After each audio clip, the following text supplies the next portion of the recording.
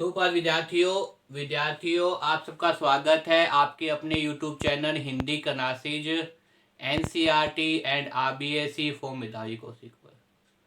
विद्यार्थियों, जैसा कि पता है आपको, मेरा नाम मिताली कौशिक है और मैं मांगड़ टाउन का रहने वाला हूँ। ये मेरा कॉन्टैक्ट नंबर है, आप में से कोई कुछ पूछ रहा है तो पूछ सकते हैं। आपको पता है विद्यार्थियों, अपठित पद्यांश जो पेपर में आना निश्चित है, उस अपठित पद्यांश में से कविता देने के बाद में वो 4 या 5 प्रश्न पूछता है। इससे पहले भी मैंने कई अपठित पद्यांश गाए हैं और मुझे ये उम्मीद है और मुझे ये जानकर प्रसन्नता भी हुई कि आप सब लोगों ने उन वीडियो को देखा हो, आपको अपठित पद्यांश समझ में आ गए, क्योंकि ये प्रश्न पेपर में आने वाला है। अगर थोड़ा सा आप कविता की पंक्तियों को देख देंगे तो कभी भी आप प्रश्न गंत नहीं करेंगे। तो इसी क्रम में आज मैं आपको बताऊं अपठित पद्यांश के प्रश्न। कुछ पहले सबसे पहले कविता का अर्थ बताऊंगा, उसके बाद में कुछ प्रश्न जो आपके सामने लिखे हैं उनका अर्थ बताने का प्रयास करूंगा। विद्यार्थियों अगर मेरे द्वारा बनाई वीडियो आपको पसंद आए तो इसे ज़्यादा ज़्यादा लाइक कीजिए, कमेंट कीजिए, शेयर कीजिए विद्यार्थियों।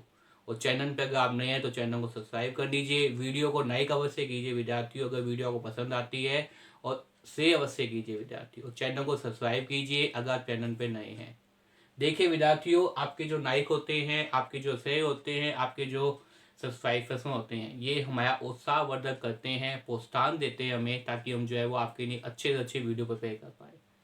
तो देखिए विद्यार्थियों, अपठित पद्यांश के प्रश्न सबसे पहले आपको बताऊंगा कि वास्तव में अपठित पद्यांश क्या होता है। देखिए, कुछ कवि की पंक्ति आपके सामने दी गई है, उन पंक्तियों में से कुछ प्रश्न है। सबसे पहले देखिए कविता की पंक्तियां। हम पंछी उन्मुक्त गगन के। हम पंछी का मतलब क्या है? उड़ने वाले, आकाश में उड़ने वाले जो पक्षी वगैरह होते हैं उनको कहा है। उन्मुक्त का मतलब होता है मुक्त, बिना नियमों के। गगन का मतलब आकाश, आकाश में उड़ने वाले हम पंछी।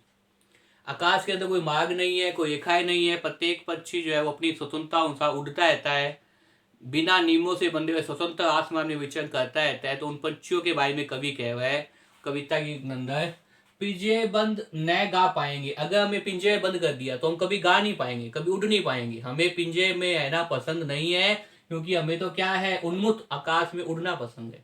उन्मुक्त का मतलब बिना नियमों के। हम पंछी उन्मुक्त गगन के, पिंजरे बंद न गा पाएंगे। हम कभी भी पिंजरे बंद होकर गा नहीं पाएंगे। कनक तिनियों से टकराकर पुलकित पनक टूट जाएंगे। कनक तिनियों का मतलब, कनक का मतलब यहाँ पे क्या है, आप देख सकते हैं कनक का मतलब सोने के रूप में है, धतूरे के रूप में भी होता है, लेकिन यहाँ कनक का मतलब सोने के रूप में लेंगे कि सोने ऊपर पिंजरा। जो पिंजरा होता है, पिंजरे के अंदर क्या है आपको पता है, पतनी पतनी जो है वो डंडिया की लगी होती है लोहे की, ताकि कोई भी जो है पक्षी या जानवर बाहर नहीं जा पाए। तो उसके बारे में बता रहा है कवि यहाँ पे। कनक तिनियों से टकराकर पुंकित पनक टूट जाएंगे। हमारे जो पंख है, उड़ने वाले जो पंख है, वो किससे भाई, तिनियों से टकराकर क्या हो जाएगा भाई, टूट जाएंगे। हमारे जो पंख है वो इस प्रकार से जो है वो तिनियों से टकराकर क्या है भाई, टूट जाएंगे। सोने की जो तिनिया है, सोने की जो जंजीरें हैं, मतलब इस प्रकार से आप देखिए पिंजरे को देखा होगा, इस प्रकार से जो है वो एक जो ऐसी चीजें होती है चारों तरफ ऐसे रोटेट बना होता है, तो उन तिनियों को क्या कहा गया, यहां से हम टका के क्या है, हमारे जो पंख है टूट जाएंगे। क्योंकि हमें तो क्या करना है विद्यार्थी, उड़ना है आसमान में। तो कवि क्या कह रहे हैं यहाँ पे, कि कवि कह रहे हैं कि अगर मैं किसी सोने के पिंजरे में बंद कर दिया गया तो भी क्या है, हम उस सोने की पिंजरे में बंद होकर अपनी चांद और अपना उड़ना क्या है, भूल जाएंगे। क्योंकि हम तो क्या है भाई, हम तो क्या कर रहे हैं भाई, उड़ने वाले हैं। हम तो क्या कर रहे हैं, हम तो उन्मुक्त गगन में उड़ने वाले हैं। अगर हमें पिंजरे बंद कर दिया तो हम क्या नहीं गा पाएंगे, अच्छा गाना नहीं गा पाएंगे। और इस प्रकार से जो कोमल पंख है वह सोने की सनाखों से ऊपर नक के क्या आएंगे, टूट जाएंगे। कनक तिनियों से टकराकर पुंकित पनक टूट जाएंगे। पुंकित पंख क्या है, टूट जाएंगे। हमारे पंख है वो सोने की जंजीरों से, सोने की सनाखों से नक कर क्या होंगे विद्यार्थियों, टूट जाएंगे। इसने कवि क्या कह रहा है, हम पंछी उन्मुक्त गगन के, पिंजरे बंद न गा पाएंगे। कि हम तो पंछी है, आकाश में विचरण करने वाले पक्षी है, बिना नीमों से आकाश में उड़ने वाले पक्षी हैं, पिंजरे बंद होकर नहीं गा पाएंगे, कभी भी पिंजरे बंद होकर गा नहीं पाएंगे। कनक तिनियों से टकराकर, तिनियों से टकराकर क्या है, पुंकित पंख टूट जाएंगे। हमारे जो पंख है वो टूट जाएंगे। हम बहता जल पीने वाले मर जाएंगे भूखे प्यासे। कवि यहाँ पे क्या कह रहा है, पक्षियों के माध्यम से पक्षी क्या कह रहे हैं कि हम तो बहता जल पीने वाले। बहता जल पीने वाले का मतलब आकाश में अगर पक्षी उड़ रहा है, उड़ते हुए उसे प्यास का अनुभूति होती है, प्यास लगती है, तो क्या कहेगा, कहीं भी धरती पर नदी, नाले, सरोवर, तालाब, समुद्र, कहीं से भी क्या कहेगा, पानी पीने का, और पुण्य क्या है, उड़ जाएगा।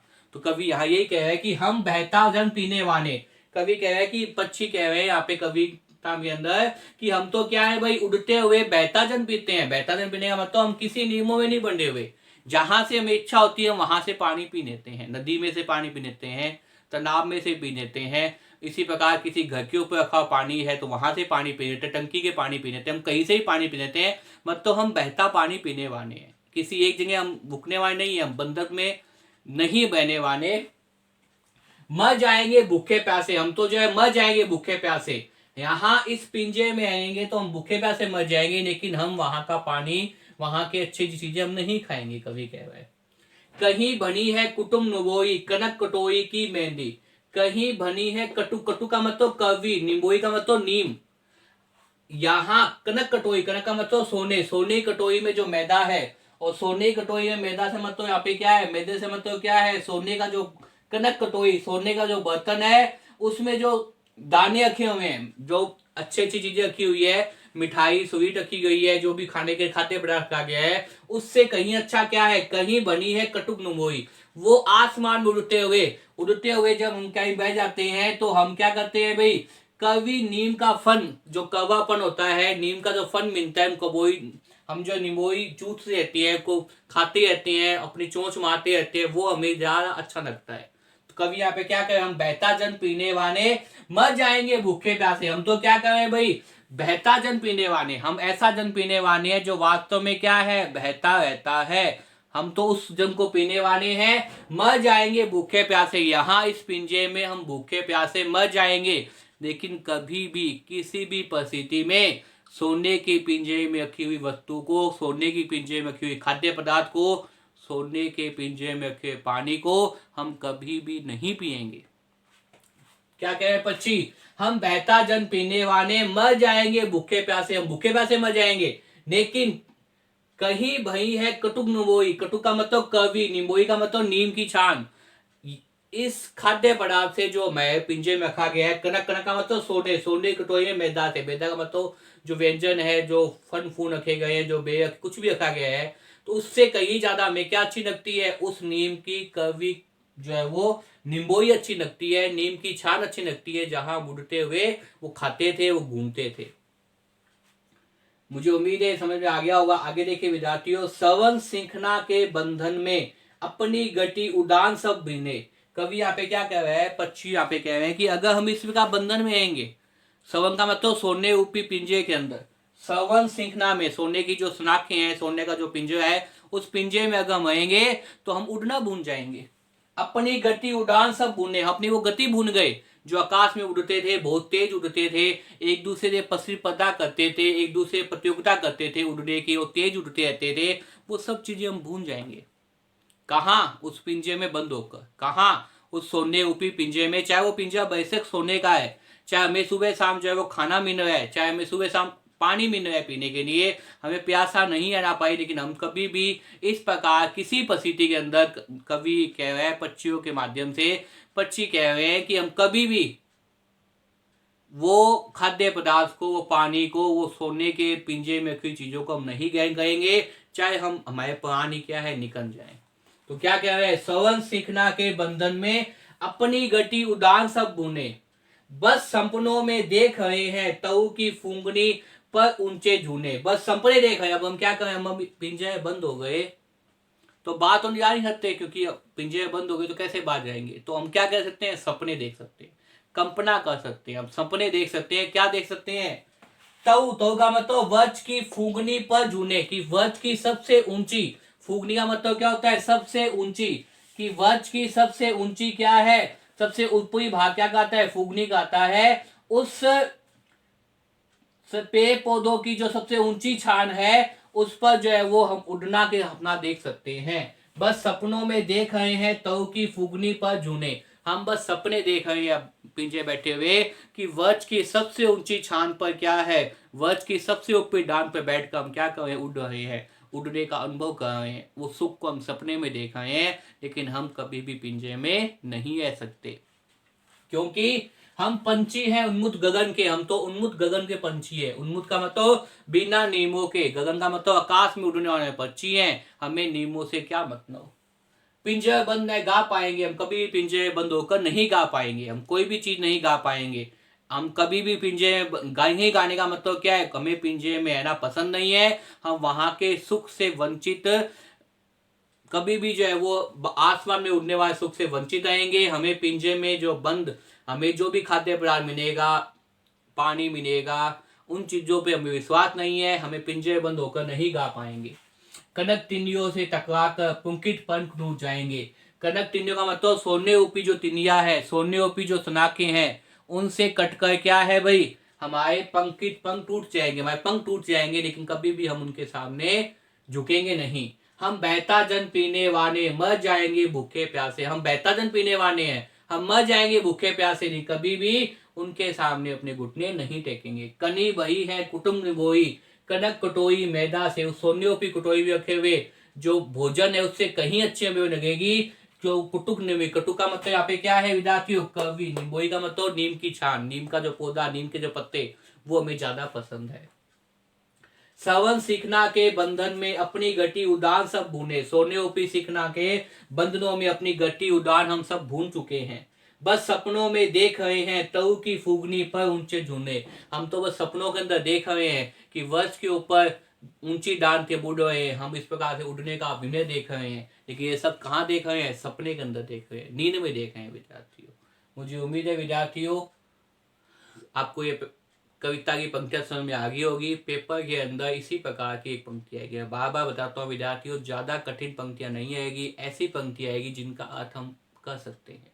मैंने कई सी-टेट के पेपर, एच-टेट के पेपर, आपके आर-टेट के पेपर देखे हैं, उसमें जो है वो इस प्रकार के प्रश्न नहीं आते कठिन से। फर्स्ट ग्रेड, सेकंड ग्रेड जो अध्यापक परीक्षा होती है उसमें भी कई बार कठिन पद्यांश आता है, तो उसमें भी ऐसी कठिन कविता नहीं आती। कविता ऐसी होती है जिसका अर्थ आपको पता हो विद्यार्थियों। तो इसलिए सबसे पहले तो इस प्रकार से कविता का अर्थ जानने का प्रयास कीजिए। जैसे भी अगर आप कविता के अंदर एक एक शब्दों का अर्थ जान जाएंगे तो मुझे नहीं लगता है कविता में कोई दिक्कत कीजिए। उन्मुक्त का मतलब बिना नीमों से, गगन का मतलब आकाश है, इसी प्रकार से तीनियों का मतलब सनाखे है, कनक का मतलब यहाँ पे सोना है। धतुआ भी होता है लेकिन यहाँ इस पंक्ति में सोने को उपयोग आ रहा है। इसी प्रकार से जो है वो कटुक का मतलब कवि, निमोई का मतलब नीम की छान, श्रवण सीखना सोनियों पे सीखना, ठीक है ना। तव का मतलब पे, वच, फूगनी का मतलब सबसे ऊंची, जो टट का मतलब झूलने का मतलब झूलना, सबसे ऊंची शाखा।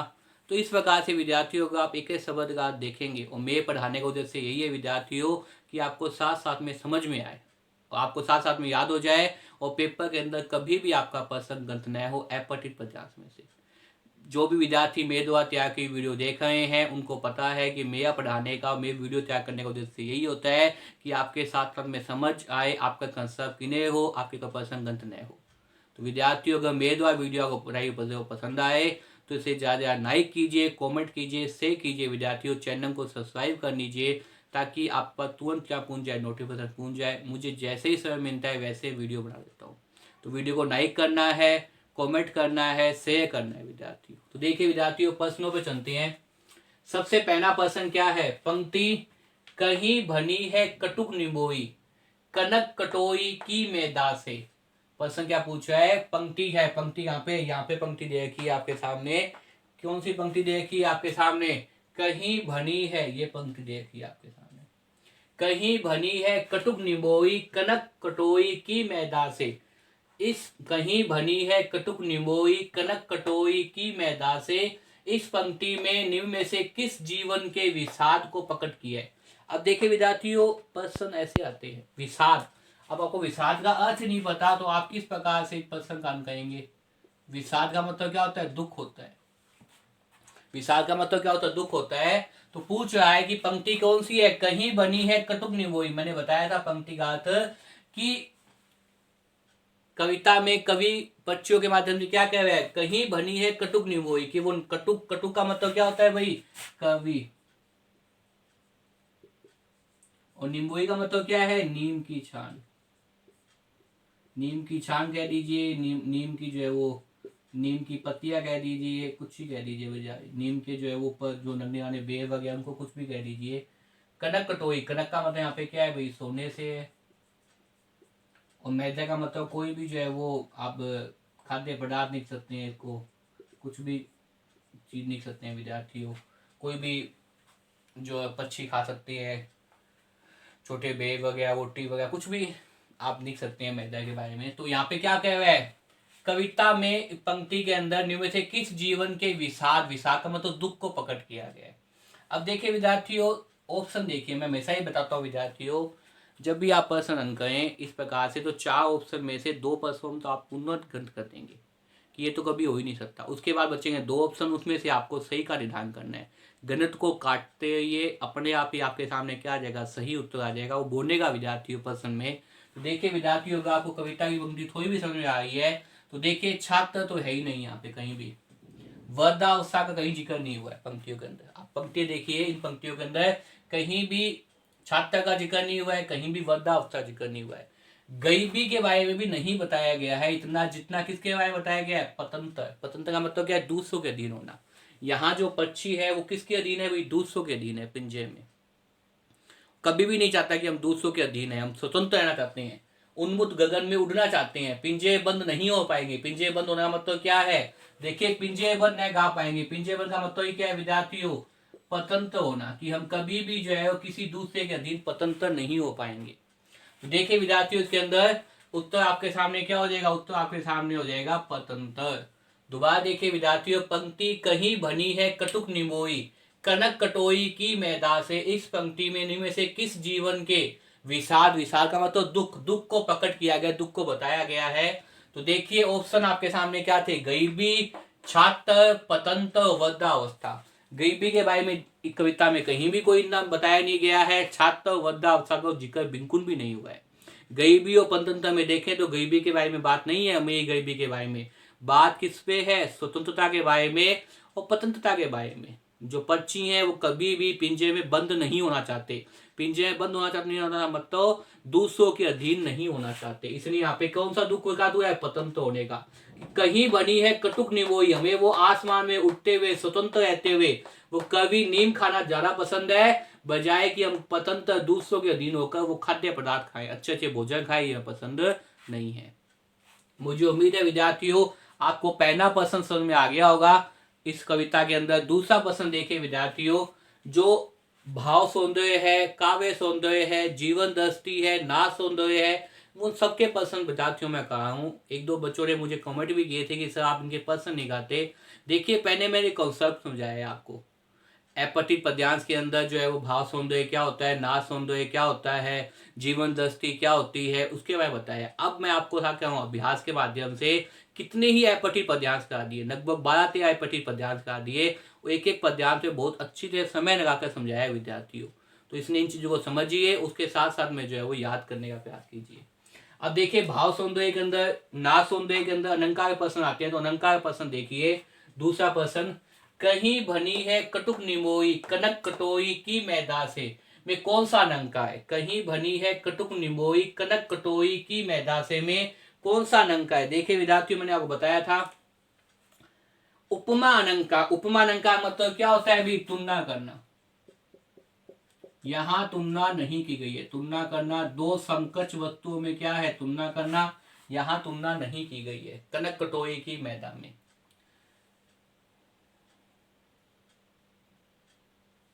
यहाँ पे यमक नहीं आएगा विद्यार्थी, यहाँ पे स्नेश आएगा।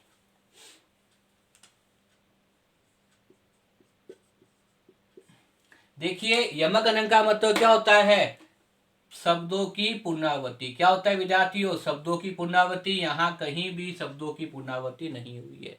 पंक्ति में अगर एक शब्द एक से ज्यादा बार आए और भिन्न अर्थ रखे तो क्या होता है, वहां पे यमक अलंकार होता है। यमक अलंकार भी नहीं है, सनेश अलंकार भी नहीं है। सनेश अलंकार मतलब क्या होता है विद्यार्थियों ने बताया हुआ है, आपको याद होगा। पंक्ति में शब्द तो एक बार है लेकिन भिन्न भिन्न वक्तव्य में उसके अर्थ क्या हो, बदल जाए, वहां कौन सा अलंकार होता है, वहां सनेश अलंकार होता है। अनुपास अलंकार मतलब क्या होता है, निश्चित क्रम में वर्णों की पुनरावृत्ति।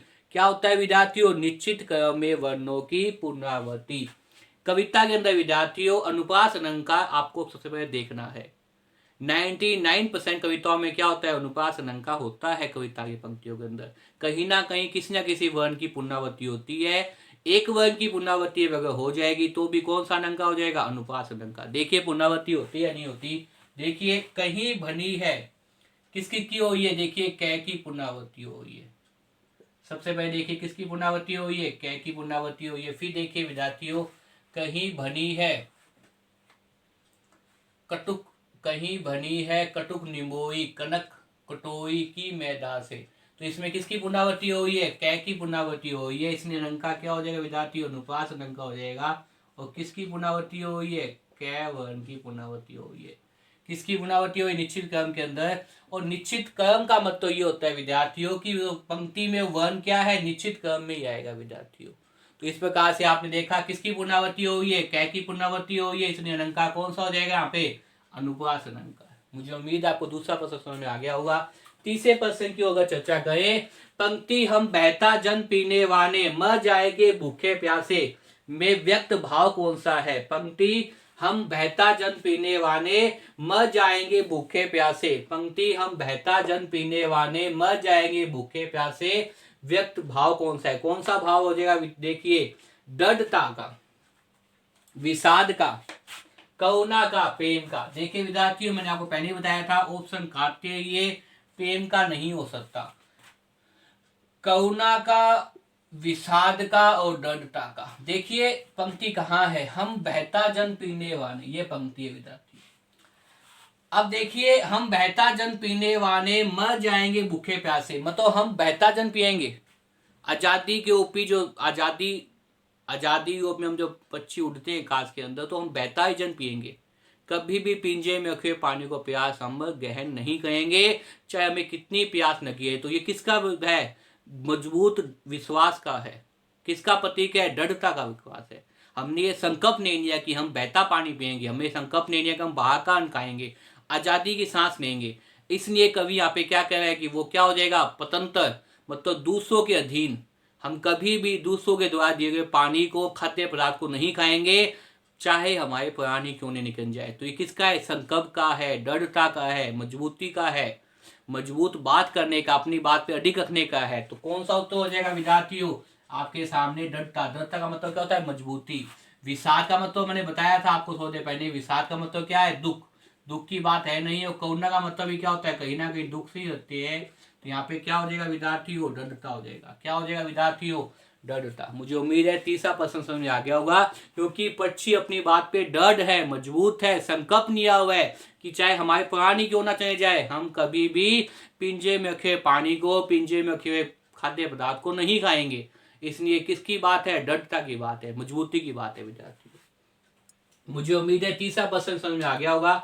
चौथे प्रश्न की बात करें, पंक्ति श्रवण सीखना के बंधन में अपनी गति उड़ान सब भूने, यहाँ श्रवण सीखना किसे कहा गया है, पंक्ति श्रवण सीखना के बंधन में अपनी गति उड़ान सब भूने, यहाँ श्रवण सीखना किसे कहा गया है। देखिए श्रवण सीखना पंक्ति कौन सी है, ये वाली पंक्ति है। पंक्ति कौन सी, ये वाली पंक्ति है। श्रवण सीखना के बंधन में अपनी गति उड़ान, श्रवण का मतलब सोने उपी, सीखना के अंदर बंद कर अपनी गति को, अपनी उड़ान को हम भूल गए हैं। तो यहाँ श्रवण सीखना किसे कहा गया है, देखिए सुविधा रहित गुलामी को, वैभव विन्यास गुलामी को, सोने की जंजीरों को। पहले तो सोने की जंजीरों को नहीं, उपयुक्त में से कोई नहीं, ये भी नहीं है विद्यार्थियों। देखिए सुविधा रहित और वैभवशाली युक्त, ये देखिए विद्यार्थियों, गुलामी दोनों में दिखाई दे रही है, लेकिन ये तो क्या है, सुविधा रहित, और ये क्या है, युक्त। तो आप खुद देखिए विद्यार्थियों, सोने कटोरे मैदा रखा गया है, अच्छे अच्छे पानी रखे गए हैं, तो सुविधा रहित नहीं है, सुविधा सहित है विद्यार्थियों। गुलामी, सुविधा सहित उसे गुलामी दी गई है, लेकिन उसे अच्छे अच्छे खाने को पदार्थ भी दिए गए हैं। तो यहाँ पे कौन सा उत्तर हो जाएगा विद्यार्थियों, ये वाला गलत हो जाएगा। कौन सा हो जाएगा विद्यार्थियों, उत्तर हो जाएगा ख नंबर, वैभव विन्यास युक्त गुलामी को, वैभव विन्यास युक्त गुलामी को। क्या हो जाएगा विद्यार्थियों, वैभव विन्यास युक्त गुलामी को। क्या हो जाएगा, वैभव विन्यास युक्त गुलामी को। मुझे उम्मीद है आपको चौथा प्रश्न समझ आ गया होगा, क्योंकि सुविधा रहित नहीं है, सुविधा सहित है। अगर यह सुविधा सहित होता तो कहीं ना कहीं जो है वो दोनों उत्तर सही हो जाते। तो इसलिए भाई ध्यान से देखना है विद्यार्थियों प्रश्नों को, एक रहित और सहित में भी क्या है, बहुत बड़ा अंतर होता है। अंतिम प्रश्न की ओर चले, उपयुक्त कविता का केंद्रीय भाव कौन सा है। कविता मैंने आपको पढ़ा दी है विद्यार्थियों। मुझे उम्मीद है आप लोगों ने अब तक का उत्तर देख लिया होगा। देखिए, मार्क्सवाद का सिद्धांत कहीं भी नहीं है, मातृभूमि के बारे में कहीं भी बात नहीं की गई है, देश प्रेम के बारे में ज्यादा बात नहीं है। ज्यादा बात किसके बारे में की गई है? स्वतंत्रता के बारे में। किसके बारे में? स्वतंत्रता के बारे में। जो पक्षी है वो क्या चाहता है? वो आजादी चाहता है। पक्षी क्या चाहता है विद्यार्थियों? पक्षी चाहता है आजादी को। आजादी का मतलब क्या हो जाएगा विद्यार्थियों? आजादी का मतलब हो जाएगा आपके सामने स्वतंत्रता को। किसको चाहता है विद्यार्थियों? आजादी का मतलब यहाँ पे क्या हो जाएगा विद्यार्थियों? स्वतंत्रता को। आजादी का मतलब यहाँ पे क्या हो जाएगा? स्वतंत्रता हो जाएगा। इसलिए देखिए विद्यार्थियों, पक्षी चाहता है, किसको चाहता है? आजादी को। आजादी का मतलब, आजादी का दूसरा अर्थ क्या निकलता है? आजादी का दूसरा नाम क्या है? दूसरा नाम होता है स्वतंत्रता। तो आजादी कह दीजिए, स्वतंत्रता प्रेम कह दीजिए। वो किससे प्रेम करता है? आजादी से प्रेम करता है विद्यार्थियों। तो आपके सामने उत्तर क्या हो जाएगा? स्वतंत्रता प्रेम हो जाएगा। क्या हो जाएगा विद्यार्थियों? स्वतंत्रता प्रेम हो जाएगा। मुझे उम्मीद है विद्यार्थियों की 5वां प्रश्न भी आपको समझ में आ गया होगा। इस प्रकार देखिए विद्यार्थियों, कविता की पंक्तियां और पंक्तियों के अर्थ जानने के बाद में जब आप प्रश्न को एक एक करके ऑप्शन को काटते रहेंगे तो तुरंत आप तक क्या है? सही उत्तर मिल जाएगा। और विद्यार्थियों, जैसा कि आपको पता है, मेरा पढ़ाने का, मेरी वीडियो तैयार करने का, मेरे अध्यापन का एक उद्देश्य है कि जो भी विद्यार्थी मेरे द्वारा तैयार की वीडियो देख रहा है उसका कभी भी हिंदी में कोई प्रश्न गलत न हो। तो विद्यार्थियों, अगर मेरे द्वारा बनाई वीडियो को पसंद आए तो इसे ज़्यादा लाइक कीजिए, कमेंट कीजिए, शेयर कीजिए विद्यार्थियों। घर पे रहिए, स्वस्थ रहिए विद्यार्थियों, और पढ़ाई में लगे रहिए, खूब मन लगाकर पढ़िए विद्यार्थियों। और अगर बाहर जाना भी पड़े तो पूरा जो है वो कोविड-19 के प्रोटोकॉल के अंतर्गत विद्यार्थियों आप बार बार हाथ धोइए, मास्क पहनिए, घर पे रहिए, सुरक्षित रहिए, खूब मन लगाकर पढ़िए विद्यार्थियों। वीडियो पसंद आए तो लाइक कीजिए, कमेंट कीजिए, शेयर कीजिए विद्यार्थियों। चैनल को सब्सक्राइब कर लीजिए। धन्यवाद।